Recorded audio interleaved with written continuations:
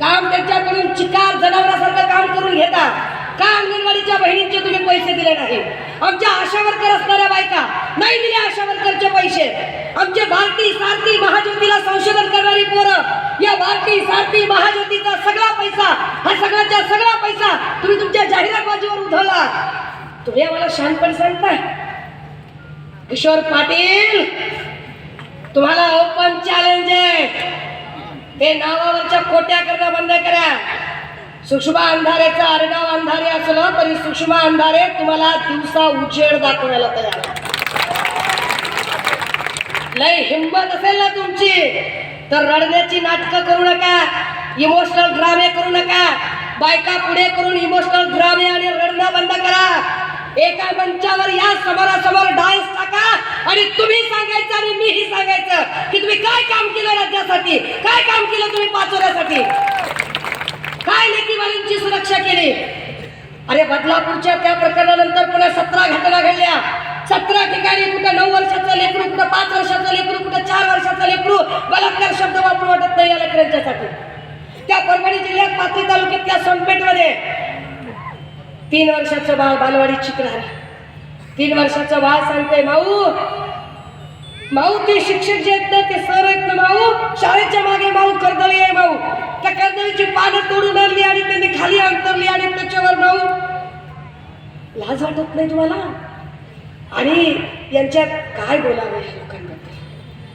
ह्यांच्या शोपीस बाहुल्याचा बसलेल्या महिला आयोगामध्ये, शोपीस बाहुल्या म्हणून काम करणाऱ्या, सोयीस्करवादाच्या धनी असणाऱ्या यांच्या महिला कार्यकर्त्या या प्रश्नांवर काही बोलत नाही, चकार शब्द काढत नाही, नुसतं टुकू टुकू टुकू टुकू टुकू टुकू. हा, अशाला प्रश्न सुटत नाही. उगाच अंगावर जपानून पांघरलेली महागडी साडी नेसून, स्वदेशी अंबाड्यात मेड इन अमेरिकेच्या प्लास्टिक फुलांचा गजरा वाळून, केसात इंग्लंडचं बक्कल खुचून आणि टांझानियाची टिकली माथ्यावर लावून, ओठावर नायजेरियाची लिपस्टिक चिकटवून, ब्राझीलहून आणलेल्या उंच उंच चपला पायात घालून महिला मुक्तीवर बोलतात, महिलेच्या प्रश्नावर. इकडे या कापसाच्या रानात पळाट्यामध्ये कापूस व्याचा वारकरी एकत्रित आले. वारीमध्ये लोक लाईनीत ज्ञानेश्वर माऊलीचं दर्शन घ्यायला लागले. काय झालं त्या वारीमध्ये? 4 कारखाची माणसं वारीमध्ये दर्शन घ्यायला ठरवून टाकलं लगेच शिंदेने. आदिवासी आहे, पारधी आहे तर चोरच आहे. बस ती माणसं नुसती लाईनीत आहे म्हटल्यावर अख्ख्या वारकऱ्यांना ठोकून काढायचे आदेश एकनाथ शिंदेने दिले. तुम्हाला हाताळता येत नाही प्रकरण. तीच गोष्ट बदलापूरला झाली. 3 वर्षाचा चिमुरडा बाळ, 3 वर्षाच्या लेकराला बलात्कार शब्द वापरावासा वाटत नाही. 3 वर्षाच्या बाळावर बलात्कार होतो. जगायचं कसं माणसाने? त्या पुण्यामध्ये हिंजवडीला 70 वर्षाच्या आजीवर बलात्कार झाला. 8व्या मजल्यावरून 70 वर्षाची आजी फरफटत खाली 6व्या मजल्यावर आणली आणि 28 वर्षाच्या माणसाने बलात्कार केला. कळलं सुद्धा नसतं कुणाला. खाली सिक्युरिटी गार्ड आहे, सीसीटीव्हीत बघितला 6व्या मजल्यावर काहीतरी गैरप्रकार घडतोय. वर जाईपर्यंत 70 वर्षाची आजी बेशुद्ध पडली होती. इथं 70 वर्षाची आजी सुरक्षित नाही. त्या बदलापूरमध्ये 3 वर्षाचं बाळ, त्या बाळाला सांगता येत नाही आपल्यासोबत काय झालंय. बाळ सांगते आईला, आई माझ्या शूच्या जागी मुंग्या चावल्यासारखे होतात. या सगळ्यांवरती तो वामन म्हात्रे नावाचा नीच माणूस पत्रकार महिलेला म्हणतो, तू कशासाठी आली बातम्या कव्हर करायला? अशी काही वाटते जसं काय तुझ्यावरच बलात्कार झाला. पत्रकारांना बोलण्याची भाषा आहे आमची. त्या वामन म्हात्रेवर गुन्हा दाखल व्हावा म्हणून 7 तास मी उन्हात बसले. 7 तास उन्हात बसले तेव्हा कुठे एफआयआर झाली. पण ज्याच्यावर एफआयआर होण्यासाठी आम्ही 7 तास उन्हात बसलो त्याचा जामीन 2.5 तासामध्ये झाला.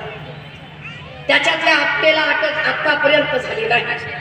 त्यातल्याही आपटेला अटक झाली नाही आणि समुद्र किनाऱ्यावरचा पुतळा पडला त्याला जबाबदार असणाऱ्या आपटेलाही अटक झाली नाही. या आपटेला का आपटलं नाही? का केलं नाही तुम्ही हे काम?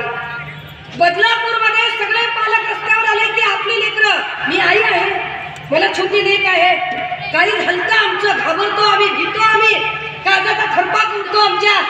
जेव्हा सगळे आईबाप रस्त्यावर आले तेव्हा त्या आईबापांच्या अंगावर सुद्धा लाठी हल्ला करण्याचे आदेश याच एकनाथ शिंदेंनी दिले. आंदोलन हाताळता येत नाही यांना, लॉ अँड ऑर्डर सांभाळता येत नाही यांना. बोलो जुबा केसरी जाहिरात वाईट गोष्टी असते. हे शिंदे आणि फडणवीस दोघं इतके वाईट विचार महाराष्ट्र नासवून टाकला. हा महाराष्ट्र असा नव्हता. का सत्ता बदल हवा आहे? का महाराष्ट्रात बदल हवा आहे? महापुरुषांचा सन्मान राखण्यासाठी सत्ता बदल हवा आहे. महापुरुषांचा माझ्याकडून प्रत तिकडे राहिली, ती सोबत आणू शकले नाही.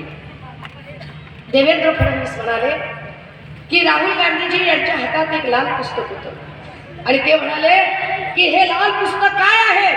हा लाल रंग अरबनी नक्सली रंग आहे, हा शहरी नक्षलवादाचा रंग आहे. देवेंद्र फडणवीस, तो लाल रंग आणि ती लाल प्रत ज्याला तुम्ही शहरी नक्षलवाद म्हणालात, ते लाल पुस्तक साधा पुस्तक नाहीये. या देशामधल्या माणसाने घर कसं घ्यावं, शिक्षण कसं घ्यावं, आरोग्य विमा कसा उतरवावा, गाडी कशी खरेदी करावी, घर कसं बांधावं, प्रमोशन कसं मागावं, आरक्षण कसं मागावं, जगावं कसं, मरावं कसं, पुरावं कसं, या प्रत्येक गोष्टीचा कायदा सांगणारं भारतीय संविधानाचं पुस्तक आहे ते. तुम्ही त्या पुस्तकाचा अपमान करता, तुम्ही भारतीय संविधानाचा अपमान करता. तुम्ही नुसता संविधानाचा अपमान केला नाही फडणवीसजी, तुम्ही हे संविधान लिहिणाऱ्या विश्वरत्न डॉक्टर बाबासाहेब आंबेडकरांचा सुद्धा तुम्ही अपमान केला आणि त्या अपमानाचा बदला घ्यावा लागेल. बहिणीला एवढं दिलं, बहिणीला तेवढं दिलं, बहिणीचं लग्न लावून दिलं, कुणी बोलत नसते. हे बोलणारे लोक जे असतात. आणि खरंच जर एवढी लाडकी बहीण आणि बहिणीबद्दल प्रेम असेल आणि खरंच तुम्हाला जर बहिणीबद्दल आस्था आणि आपुलकी असेल तर किशोर पाटील, तुम्ही ठणकावून सांगायचं होतं की माझं आणि माझ्या वैशीचं नातं हे लहानपणापासूनचं नातं आहे. ती माझी लाडकी बहीण आहे. मी 2 वेळा आमदारकी भोगली आरोप त्यांच्यामुळे. जर माझ्या बहिणीला आता आमदार व्हायचं असेल तर मी माझ्या लाडक्या बहिणीसाठी हसत हसत माघार घेतो आणि करतो माझ्या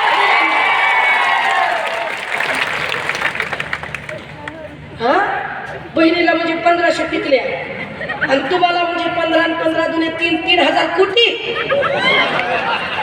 काय धंदा आहे?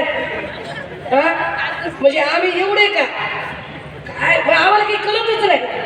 आम्ही येडे आहोत, तुम्हीच शाले क्या? काय धंदा आहे दादा? हो, ह्यांना लाडकी बहीण बिहीण काही कळत नाही. हे फक्त मतदानासाठीचं नाटक चाललेलं आहे. कारण ज्या माणसाने लाडकी बहीण सभागृहाच्या पटलावर योजना जाहीर केली होती ना, त्याच माणसाने लोकसभेमध्ये आपल्याच बहिणीच्या विरोधात उमेदवार दिला होता. काय बोलतात हे? त्याच्यामुळे ह्यांना ह्याच्यावर बोलायचा अधिकारच नाहीये. जे स्वतःच्या बहिणीला परेशान करू शकतात, स्वतःच्या बहिणीची बदनामी करू शकतात. आपली बहीण बापाचं छत्र गेल्यानंतर ती एकटी पडली आहे, ती अरे ती एकाकी झुंज देते. आपल्या बहिणीला आपण साथ दिली पाहिजे, त्याच्याऐवजी तिला त्रास कसा द्यायचा असा विचार करणारी माणसं हे कुणाचेच भाऊ असू शकत नाही. आणि ज्या आरवतात्यांचा फोटो लगेच रडायला सुरू. और काय नाटक आहे? काही नाटक आहे? तुम्हाला एवढा आरवतात्यांबद्दल प्रेम आहे, आपुलकी आहे, आदर आहे, तर तुम्हाला कळायला पाहिजे होतं की आरवतात्यांनी निर्मल सीटसाठी काय केले, काय नाही केले. तुम्हाला कळायला पाहिजे होतं की आरवतात्यांनी अख्खं आयुष्य राहिलं. हे निर्मल सीट्स म्हणजे आरवतात्यांचं दुसरं अपत्य आहे.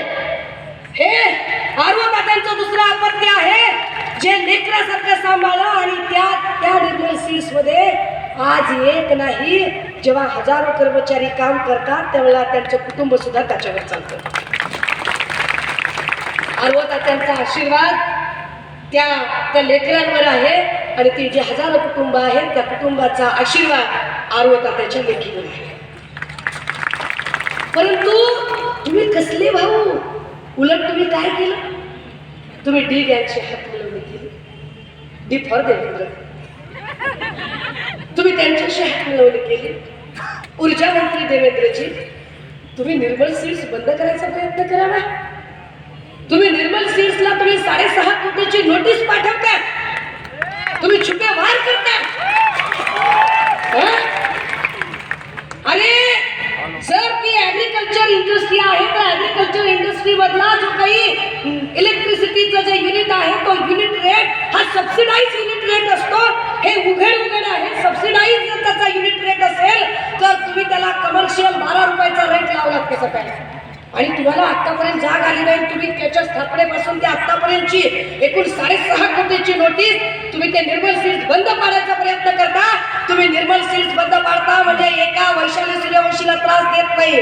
तुम्ही तुम्ही निर्मल सीड्स बंद पाडायचा प्रयत्न करता म्हणजे त्या निर्मल सीड्स मध्ये काम करणाऱ्या हजारो लोकांच्या हजारो कुटुंबाच्या पोटावर पाय द्यायचा प्रयत्न करता. किती पिढी गारद व्हायला लागली. काल दादा हुसेनच्या मतदारसंघात होते.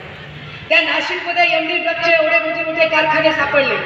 देवेंद्र फडणवीस नुसतेच म्हणत राहिले की मी ड्रगचं नेक्सस बाहेर काढणार आहे. कधी बाहेर काढणार होते नेक्सस? कधी देणार होते न्याय? अजूनही ड्रगचं नेक्सस बाहेर निघालं नाही. ललित पाटील नावाचा माणूस ससूनमध्ये बसून ड्रग्ज विकत होता. कळलं नाही यांना. यांचे पोलीस लॉकअपमधल्या कैद्यांना ड्रगची पाकिटं देत होते. याचं स्टिंग ऑपरेशन करून आपण व्हिडिओ दिले. कळलं नाही या लोकांना. आणि काय अपेक्षा करायची त्या गृहमंत्र्याकडून, ज्या गृहमंत्र्याला स्वतःच्या बायकोलाही सुरक्षा देता येत नाही. सभागृहाच्या पटलावर देवेंद्र फडणवीसांनी सांगितलं की अलिक्षा जयसिंगानी नावाची बाई माझ्या बायकोवरती स्पाईक करत होती, माझ्या बायकोचे व्हिडिओ रेकॉर्ड करत होती, मला त्याच्यातलं काही फारसं माहित नाही म्हणून. हे काय प्रकरण आहे? का अलिक्षा जयसिंगानी नावाची बाई अरे व्हिडिओ रेकॉर्ड करत होती? जर गृहमंत्र्याच्याच बायकोचे व्हिडिओ रेकॉर्ड होत असतील, गृहमंत्र्याचीच बायको सुरक्षित राहत नसेल, तर आमच्यासारख्या गोरगरिबाच्या सामान्य घरातल्या लेकीबाईंच्या सुरक्षेचं काय? हा गृहमंत्री फेल गृहमंत्री आहे, नापास गृहमंत्री आहे. महाराष्ट्राला आतापर्यंत लाभलेला सगळ्यात नापास गृहमंत्री म्हणजे देवेंद्र फडणवीस. दादा हो, अरे कधी काही गुन्हे घडत असतील, लोक रात्री अपरात्री कुणाला सुपाऱ्या देत असतील, मारामारी करत असतील, खून दरोडे पाडत असतील, हे घडलंही असेल. पण गेल्या 2.5 वर्षाची परिस्थिती काय बघा. गेल्या 2.5 वर्षामध्ये लोक एकमेकांना फेसबुक लाईव्ह करून मारायला लागले. गेल्या 2.5 वर्षामध्ये त्या कल्याणमध्ये तो गणपत गायकवाड, महेश गायकवाड चक्क पोलीस स्टेशन मध्ये ठोकाठोकी सुरू झाली. पोलीस स्टेशन मध्ये गोळ्या घातल्या.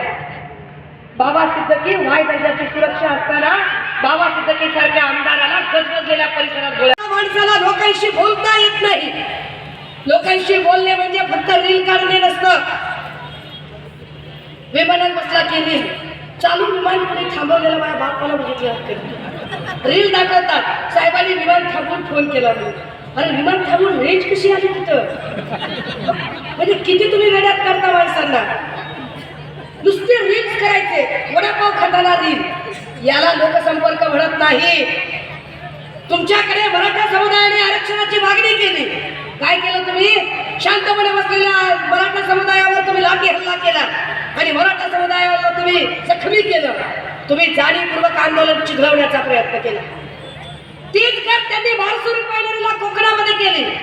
कोकणातला सगळा कोकणी माणूस जो रिफायनरीमुळे जर रिफायनरी झाली आणि दूषित पाणी जर समुद्रात सोडलं तर समुद्रातला सगळा मासा तडफडून मरून जाईल. आणि समुद्रातला मासा जर तडफडून मेला तर या कोकणी माणसाला स्वतःच्या उदरनिर्वाहासाठी, स्वतःच्या उपजीविकेसाठी साधन काय राहील? म्हणून ही माणसं आंदोलनाला विरोध करायला लागली. पण जेव्हा ही माणसं आंदोलनाला विरोध करायला लागली तेव्हा त्यांच्यावर सुद्धा लाठी हल्ला करायचा प्रयत्न केला. लगेच लाठी हल्ला. अख्खे भाजपचं सरकार आहे, ते सरकार काँग्रेसचं नाही, ते सरकार आमचं नाहीये. पण केंद्रातलं सरकार भाजपचं असताना सुद्धा भारत सरकारने ठामपणे सांगितलं की सगळ्यात चांगलं काम कोरोनाच्या काळात जर कोणाचं झालं असेल तर ते महाराष्ट्र सरकारचं झालेलं आहे, ते उद्धव सरकारचं. 2 वर्ष हा माणूस अहोरात्र काम करत होता. आपल्याला आपल्या घरातल्या माणसासारखं त्या ऑनलाईन येऊन प्रत्येक गोष्ट सांगायचे, असं करा, तसं करा, भाज्या टिकणाऱ्या विकत घ्या, इथपर्यंत सांगायचे ते की बघा भाजीपाला आणायला सारखे सारखे बाहेर पडू नका, कडधान्य वापरा, डाळी वापरा, त्याच्यात प्रोटीन असतं, त्याच्याने तुम्हाला ताकद मिळेल, गोड आणि धान्य खा. किती बारीक बारीक गोष्टी ते समजावून सांगायचे. एवढं बारकाईनं आम्हाला कधी याच्या आधी कोणत्या नेत्याने सांगितलं नव्हतं. कोरोना संपला, पुढे काय झालं? पुढे उद्धव साहेब आजार पण इतकं भयंकर होतं, मणक्याचा आजार जडला, शरीराचा कुठलाही भाग हलत नव्हता, माणूस मृत्यूशय्येवर गेला. मृत्यूच्या दारामध्ये उद्धव साहेब होते. आदरणीय रश्मी वहिनी कावऱ्या झालेल्या, त्यांच्या डोळ्यात काहूर, आपला नवरा, आपलं सौभाग्य, आपलं कुंकू मृत्यूच्या दारेमध्ये आहे. आपली 2 लेकरं पंखाखाली घेऊन ती माऊली टुकूर टुकूर टुकूर त्या आयसीयूच्या नावदिव्याकडे बघायची की काय होणार आहे, आपला नवरा जगेल की वाचेल. तिच्या डोक्यात हे नव्हतं की सत्तेचं काय होईल, मुख्यमंत्री पदाचं काय होईल, त्या खुर्चीचं काय होईल. कारण अमृता वहिनीमध्ये आणि रश्मी वहिनीमध्ये फरक आहे दोघींमध्ये. त्या माऊलीला एवढंच विचारीला पडलेलं की आपल्या नवरीचं काय होईल, आपल्या सौभाग्याचं काय होईल, आपला नवरा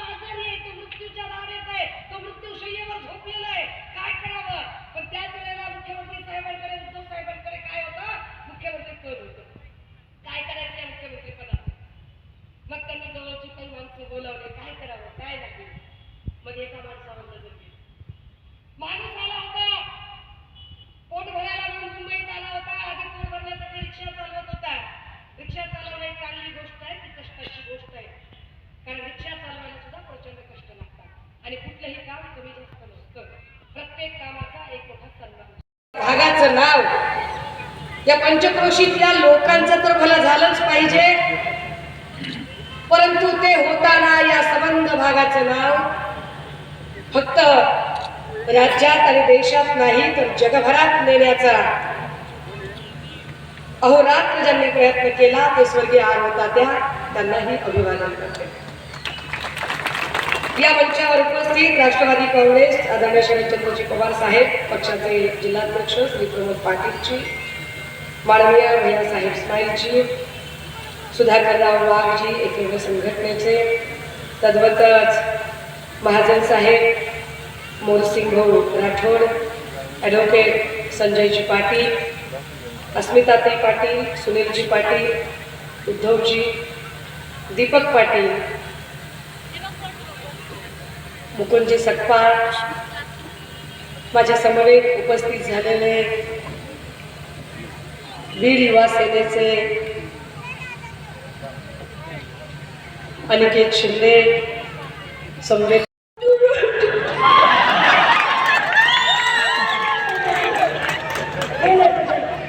अरे 45 दिवसाची माझी लेक होती, सिझरियन झालं होतं माझं सीझन झालं आणि 45 दिवसाचं माझं बाळ होतं आणि मी एका रात्रीमध्ये दुबईला जाऊन परत आले होते. मला एक इंटरनॅशनलचा पेपर सादर करायचा होता आणि माझ्या लेकीचा मामा इथे विशाल मामा आहे, जो माझ्या लेकराला बाटलीनं दूध पाजत होता. हे कधी सांगितलं नाही, पण ते आज ते भाषण ऐकून माझा वाढदिवस 8 तारखेला होता. तुम्ही सगळ्यांनी ऑनलाईन बघितलं असेल. माझं लेकरू घरी होतं आणि मी बाहेर प्रचार करते. माझ्या लेकराचा वाढदिवस फेब्रुवारीमध्ये होता. मी मुक्त संवादात पायी फिरत होते आणि लेकरू माझं घरी होतं. काल माझ्या भावाच्या लेकराचा 2 वर्षाच्या बाळाचा वाढदिवस होता आणि तो भाऊ माझा प्रचारासाठी माझ्यासोबत आहे. आम्ही हे सांगत बसत नाही. का सांगायचं नाही? लोकांनी काही तुम्हाला आग्रह केला नाही, नसेल जमत तर बसा घरात. कुणी काय लगन चिठ्ठी पाठवली होय तुम्हाला करण्यासाठी? तुम्हाला नाद आहे, तुम्ही करताय, संपला विषय.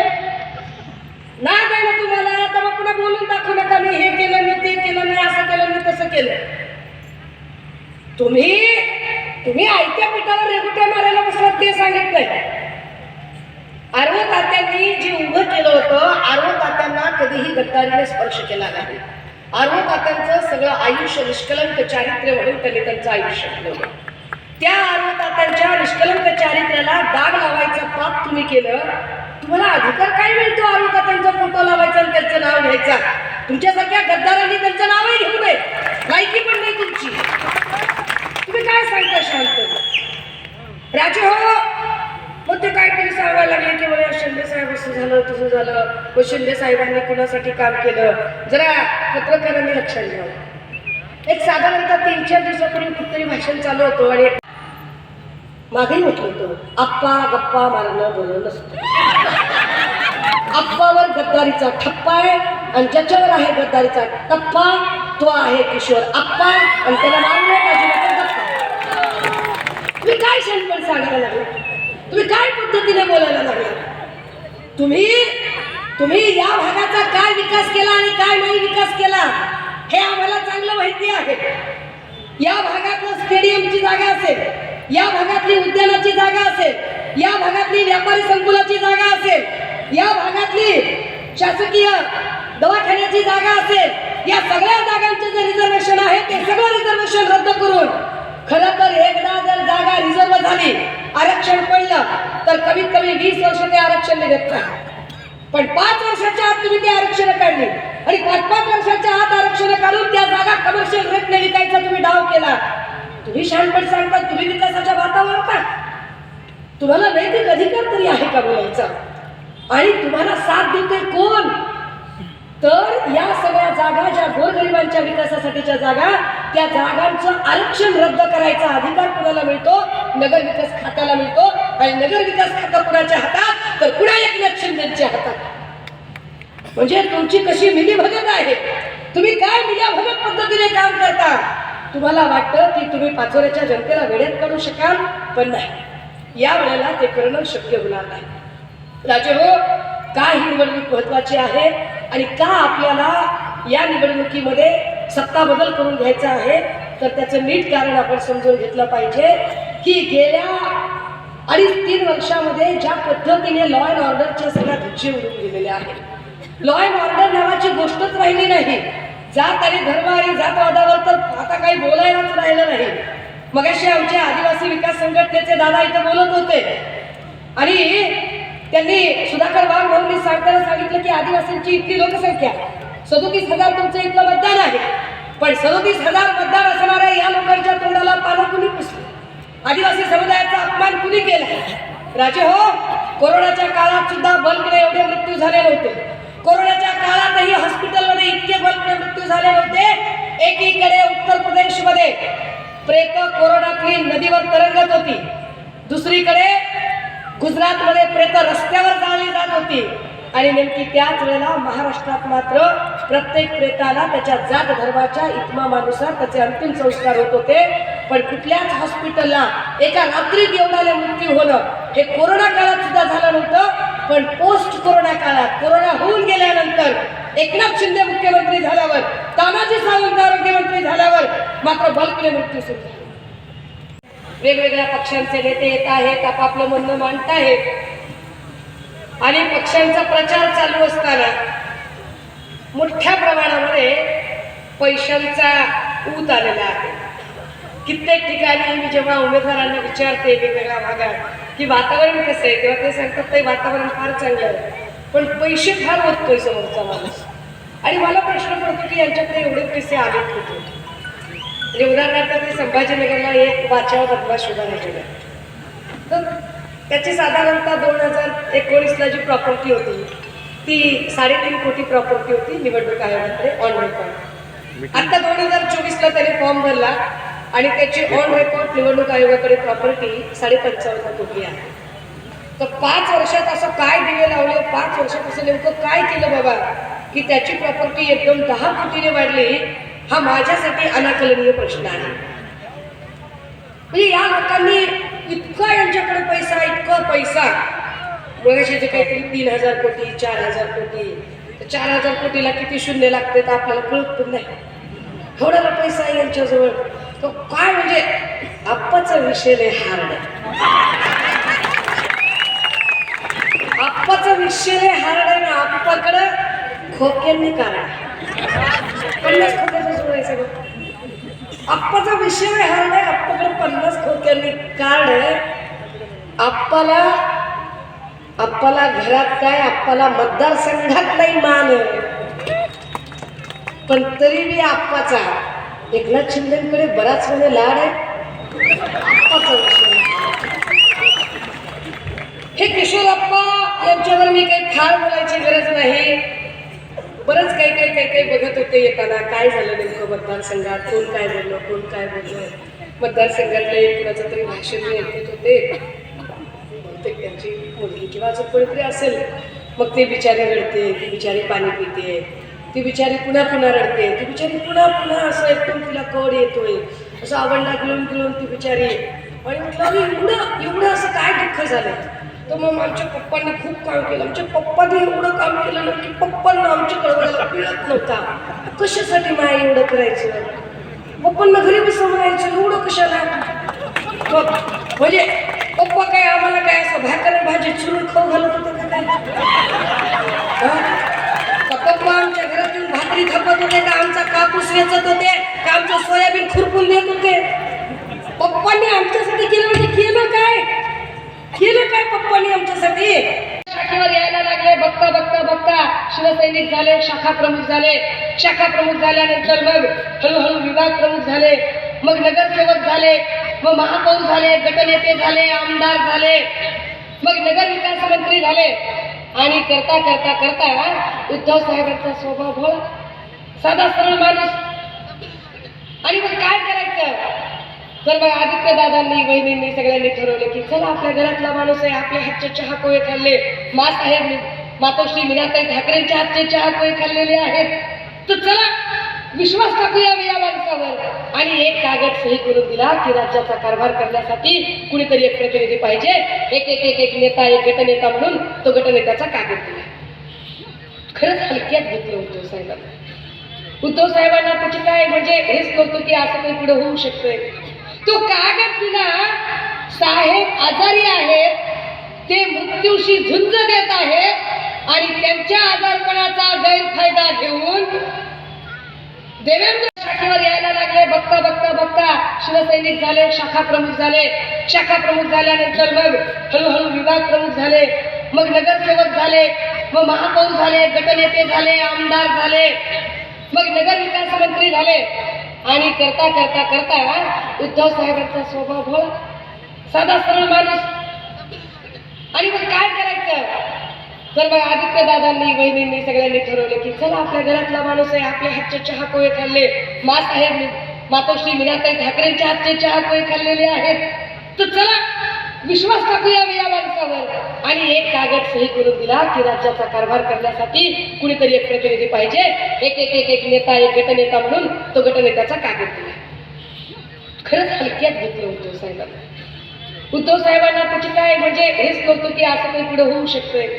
तो कागद दिला, साहेब आजारी आहेत, ते मृत्यूशी झुंज देत आहेत आणि त्यांच्या आजारपणाचा गैरफायदा घेऊन देवेंद्र फडणवीसांनी फूस लावली.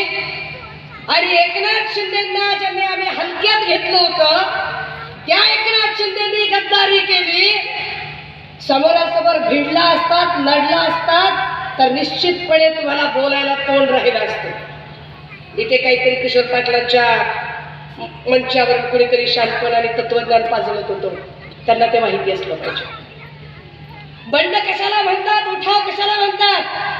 उठाव तेव्हा म्हटले असते जेव्हा 40 आमदार उठले असते, बाजूला गेले असते, पत्रकार परिषद घेतली असती, पत्रकारांना सांगितलं असतं की आम्हाला ही कार्यपद्धती मान्य नाहीये म्हणून आम्ही बाहेर पडत आहोत. पण तसं केलं नाही. 40 जण उठले आणि एक एक करून गुपचूप गुपचूप गुपचूप वाया सुरत गुवाहाटी रात्रीच्या अंधारात पळून गेले. जर तुम्ही सच्चे होतात, तुम्ही खरे होतात तर तुम्हाला अंधारात पळून जायची काय गरज पडली. तुम्हाला कपडे बदलून तोंड झाकून, तोंड कुणाला झाकावं लागतं.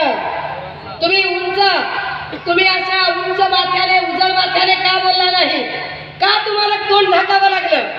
आपण बोललो त्यांनी तोंड झाकलं म्हणून आपण बोललो नाही. आपली भाऊजी बोलली, आपली अमृताबाईंनी बोलल्या, अमृताबाईंनी सांगितलं हे देवेंद्रचा होडी बिडी घालायचा आणि गॉगल बिगल घालायचा आणि जसं होडी घालली आणि गॉगल घातली तर जवळचा तो रात्री वापरातून जायचा, रात्रीच जायचा माणूस अंतर्गत नव्हतो. तो जर रात्रीला जायचा तर मी म्हणायची कुठे झालास तू देवेंद्र. आपण बोललो का हे कुणी सांगायचं, हे त्यांनीच सांगितलं. का तुम्हाला रात्रीच्या अंधारात जायची गरज पडली. तुम्ही सच्चे होता, तुम्ही इमानदार होता, तुम्ही उठाव करणार होता तर तुम्ही रात्रीच्या अंधारात कसे गेलात. तुम्ही रात्रीच्या अंधारात गेलात कारण तुमच्या पोटात पाप होतं, कपट होतं, कारस्थानाचं षडयंत्र होतं. तुम्ही गद्दारी करणारे होतात, तुम्ही विश्वासघात करणारे होतात, तुम्ही पाठीत खंजीर खुपसला होता. हो, जिल्हा परिषद, नगर परिषदेच्या ज्युनियर क्लर्क, सिनियर क्लर्कच्या जागा परीक्षा लिखतात. परीक्षा लिखतात, फॉर्म लिखतात, फॉर्म भरतो, आपण पेपर देतो आणि होतंय काय, आम्ही फॉर्म भरतो, पेपर देतो, सगळं होतंय, घरी निघून येते. दुसऱ्या दिवशी पेपरला बातमी, पेपर फुटले. किती पेपर फुटले दादा? 65. 70 मध्ये 65 प्रकारचे पेपर फुटले. का फुटले 65 प्रकारचे पेपर? कारण सगळी परीक्षा पद्धती जी आधी कधी परीक्षा सरकारी यंत्रणा घेत होत्या, आता ती परीक्षा सरकारी यंत्रणा घेत नाही. आता परीक्षा खाजगी ठेकेदारांना दिली. खाजगी ठेकेदार आणि वेंडर पद्धतीने काम करणाऱ्या लोकांना परीक्षा पद्धती आणि नोकर भरतीचं काम दिलं. आणि हे खाजगी ठेकेदार त्यांना वाटेल त्या माणसाला जो मर्जीतला असेल त्याला बाजूला घेतात आणि त्याला हळूच पेपर सुडीतलं देतात आणि मग पेपर फुटीची प्रकरणं वाढतात. ठेकेदारी दिली होती कुणाला, मी मागे म्हटलं पुन्हा सांगते. ठेकेदारी दिली त्यांनी, आत्ताही ऑन रेकॉर्ड गुगल करा, सर्च करा, शोधा. आणि ही वेंडिंग पद्धतीने आणि ठेकेदारी पद्धतीने जी परीक्षा पद्धती भरायला दिली होती, ही जी नोकर भरती करायला दिली होती, ती दिली होती बीव्हीजी क्रिस्टल कंपनीला. बीव्हीजी क्रिस्टल कंपनी कुणाची? प्रसाद लाडची. प्रसाद लाड कुणाचा? देवेंद्र फडणवीसांचा. देवेंद्र फडणवीस कुणाचे? भाजपचे. आणि भाजप कुणाची? आदानी अंबानी. भाजप आदानी अंबानीची. पण गोरगरिबांचं कोण आहे? गोरगरिबांचं कोण? ते काल परवा मला खरंच राज ठाकरेंवर अजिबात बोलायची इच्छा होती. कारण त्या माणसाला स्वतःला काय करायचे तेच कळलेलं नाही. हा माणूस एवढा कन्फ्यूज आणि एवढा निगेटिव्ह थॉट प्रोसेसचा राजा आहे की याला काय करायचं आयुष्यात तेच कळलेलं नाही. या माणसाने कधीही याच्यावरती चकार शब्द बोलला नाही की अरे 70 पैकी 65 प्रकारच्या परीक्षांचे पेपर फुटले, म्हणजे या सगळ्या ज्या आमच्या बाय मावल्या आहेत ज्यांनी आपल्या लेकरांना पोटाला चिमटा घेऊन शिकवलेलं आहे, ज्यांनी आपल्या लेकरांच्यासाठी खस्ता खाल्ल्या, ज्यांनी आपलं लेकरू 8वी झालं 9वी झालं 10वी झालं की झालं आता 2 वर्ष 11वी 12वी झाली की लेकराला माझ्या नोकरी लागते, झालं आता 2 वर्ष की माझं लेकरू नोकरीला लागते.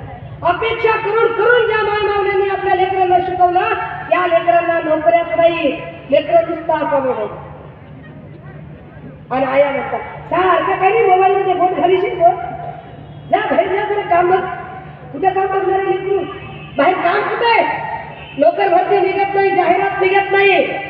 आणि पहिले लोक किंवा मुंबई पुण्याला जायचे आणि कंपन्यांमध्ये जाऊन काहीतरी नोकरी शोधायचे, पण आता मुंबई पुण्यामध्ये जाऊन नोकरी शोधायची पण परिस्थिती राहिली नाही, कारण एक एक एक एक प्रकल्प यांनी गुजरातला पाठवला. एकही प्रकल्प महाराष्ट्रात ठेवला नाही. जेवढे म्हणून आम्हाला रोजगार देण्यासाठी प्रकल्प होते ते सगळेच्या सगळे प्रकल्प यांनी गुजरातला पाठवले आणि या सगळ्या प्रकल्पांमधून नुकसान केलं. त्यावर कुणी चकार बोलायचं नाही. तुमच्या लेकरांचं भविष्य घडवायचं असेल तर या वेळेला बदल करावा लागेल.